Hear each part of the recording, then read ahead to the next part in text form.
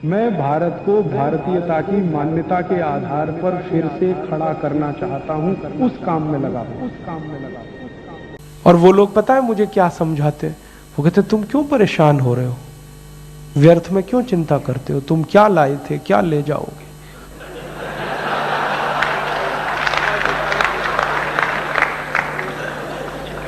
वो तो मुझे इतनी बड़ी फिलॉसफी समझाते हैं, जो हो रहा है अच्छा हो रहा है, आगे होगा और भी अच्छा होगा, तुम व्यर्थ क्यों चिंता करते हो, तुम क्या लाए थे क्या ले जाओगे, लगो ना लूटने में तुम भी। हाँ, बहुत बड़ी फिलॉसफी समझाते और श्री कृष्ण का नाम लेके समझाते कि देखो हम नहीं कह रहे, भगवान श्री कृष्ण ने कहा है, भगवत गीता में कहा है, क्यों व्यर्थ परेशान होते हो, क्यों चिंता करते हो, क्या लाए थे क्या ले जाओगे, लुट रहा है लुटने दो, आगे लुटेगा और भी लुट अच्छा होगा। तो ऐसी फिलॉसफी के मानने वाले बहुत पाखंडी लोग हैं इस देश में। कुछ सफेद कपड़ों में है, कुछ भगवे कपड़ों में। हाँ, बड़े बड़े लुटेरे हैं। मैं आपको विनम्रता पूर्वक कह रहा हूं, ये कठोर बात है। मैंने ऐसे ऐसे लोग देखे हैं भगवे कपड़ों में, जो एक एक शहर से 2-2 करोड़ 5-5 करोड़ 10-10 करोड़ लूट ले जाते हैं। कोई राम कथा कह के, कोई कृष्ण कथा कह के, कोई कथा कह के, कोई कथा कह के, और फिर उस पैसे को ब्याज पे चलाते हैं। ऐसे हरामी लोग मैंने देखे हैं मेरी आंखों से।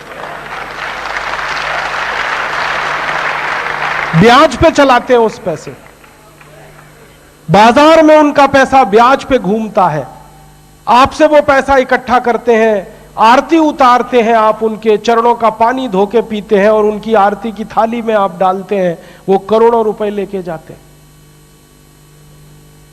राम की कथा कहते हैं, राम के वन गमन का वर्णन करते हैं और उनके दुखों का वर्णन करते हैं, और ऐसे दुख का वर्णन, ढल ढल ढल ढल आंसू बहते हैं उनके आंख से।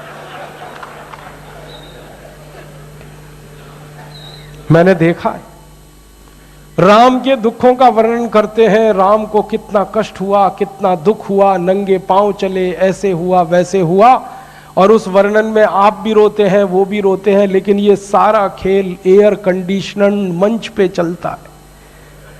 राम के दुखों का वर्णन करने के लिए एयर कंडीशनड मंच लगता है, एयर कंडीशनड कार लगती है, एयर कंडीशनड घर लगता है, एयर कंडीशन चार्टेड फ्लाइट लगती है, तब राम के दुखों का वर्णन होता है।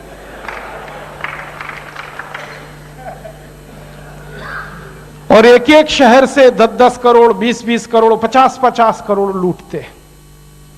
आप उन्हें पूज्य कहते हैं, मैं उनको छोटा रॉबर्ट क्लाइव कहता हूं।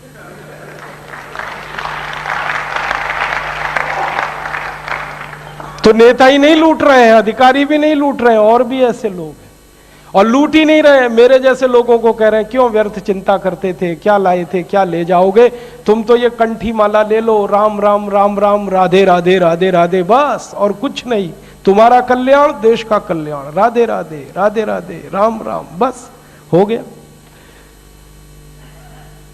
ऐसे लोग हमको निकम्मा बना रहे हैं, आलसी बना रहे हैं, प्रमादी बना रहे हैं, कमजोर बना रहे हैं, फैले हुए हैं पूरे देश में।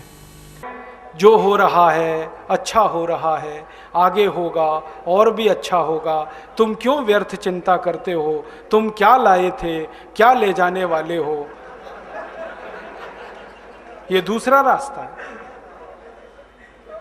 हाँ, और इस रास्ते पर हमको भटकाने वाले 10-20 नहीं है, सैकड़ों लोग हैं, रोज आते हैं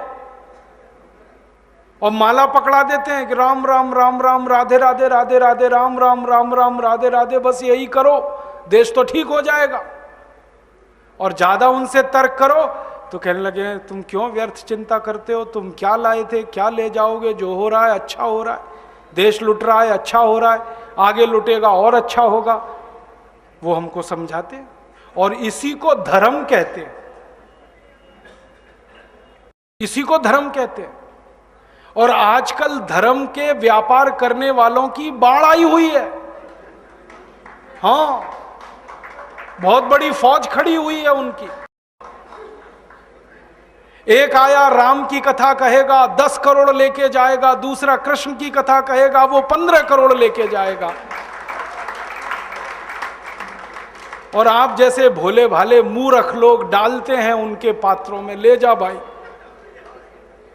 ये बापू नहीं है, डाकू हैं। बापू नाम तो शर्म आती है कहते हुए। कहीं से 10 करोड़ लूटो, कहीं से 20 करोड़, कहीं से 25 करोड़। और आप लोगों की मजबूरी है कि काले धन का करें क्या? इनकम टैक्स वाले पकड़ते हैं तो ये बापुओं को देते रहते हो आप, क्या करें उसका? और ये बापू लोग हमें सिखाते रहते हैं जो हो रहा है अच्छा हो रहा है। वाह वाह, मैंने देखा है क्या क्या पाखंड और नौटंकी चलता है। भगवान राम की कथा कहने आते और भगवान राम की जिंदगी के वो प्रसंग कभी नहीं सुनाते जो हम में वीरता पैदा करें, जो साहस पैदा करें। राम की जिंदगी में बहुत सारा हिस्सा साहस का है, वीरता का है। जब 14 वर्ष के लिए वनवास चले गए राम, तो हमको सुनाई जाती है राम की जो कथा ना, उसमें कहते हैं राम ने 14 साल एक ही काम किया, हाय सीते हे सीते, हाय सीते हे सीते, हाय सीते, ये सुनाते हैं हमको। हाँ, यही सुनाते हैं निकाल के कहानी में से।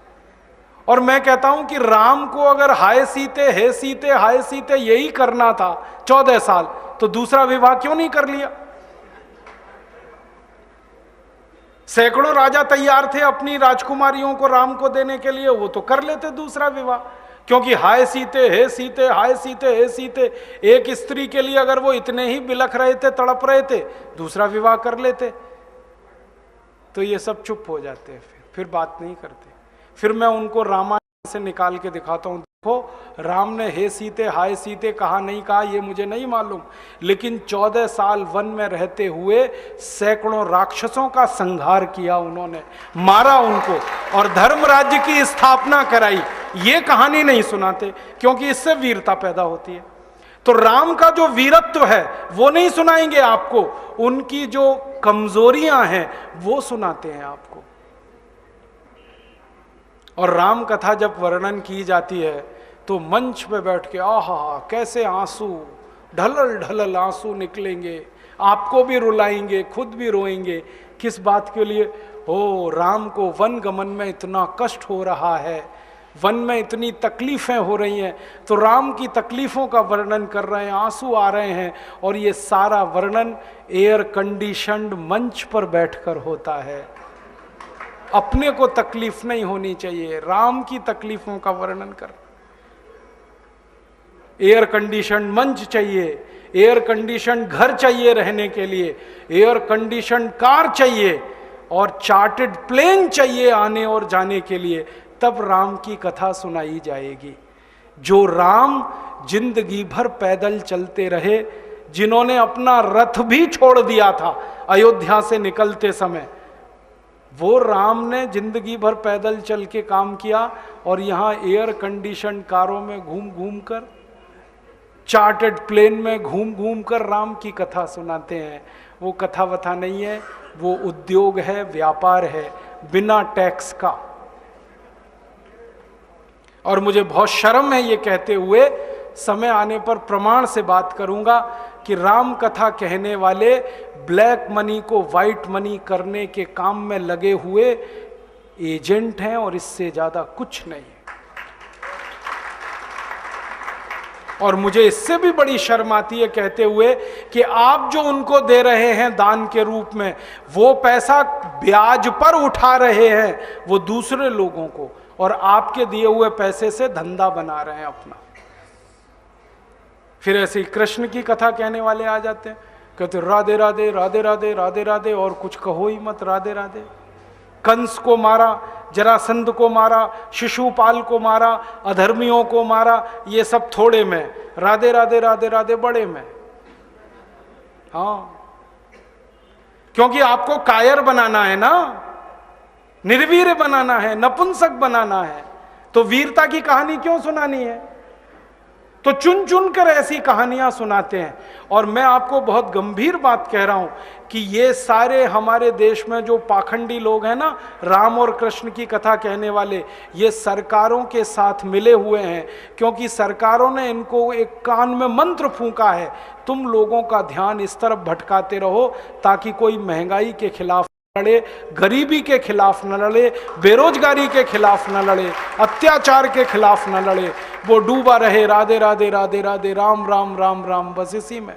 और समझाते रहो, तुम क्या लाए थे, तुम क्या ले जाओगे, क्यों व्यर्थ चिंता करते हो, जो हो रहा है अच्छा हो रहा है, आगे होगा और भी अच्छा होगा। एक रास्ता ये है।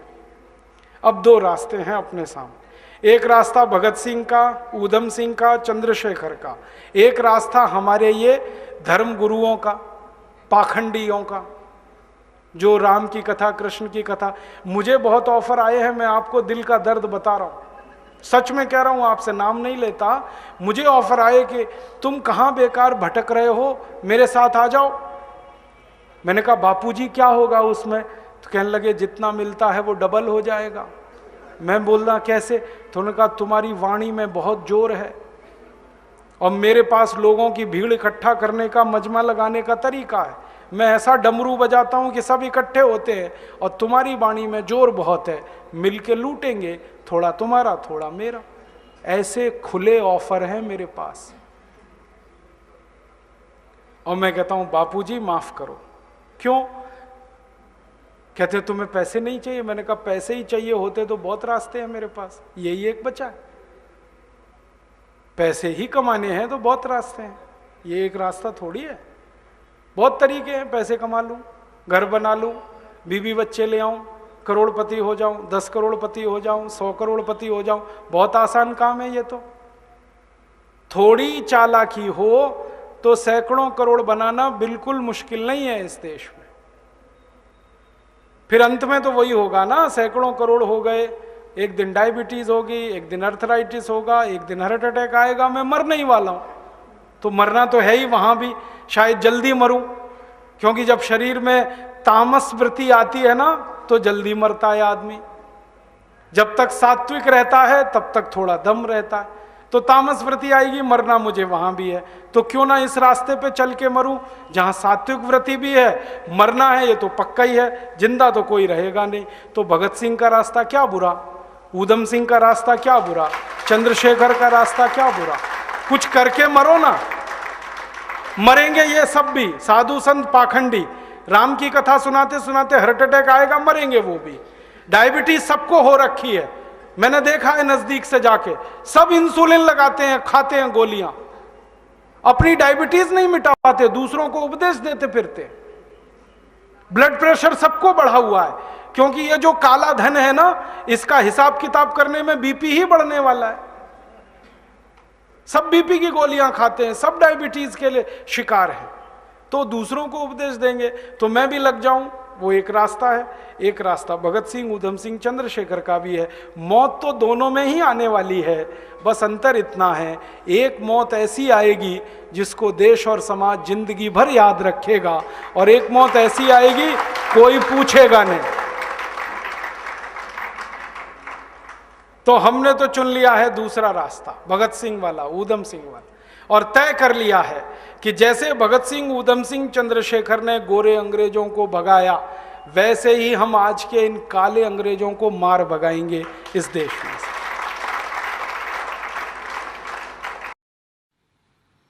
दोस्तों, सबसे पहले तो चैनल सब्सक्राइब करें, फिर लाइक, कमेंट और शेयर करें, और हाँ, हमारा एंड्रॉयड ऐप डाउनलोड करना ना भूलें।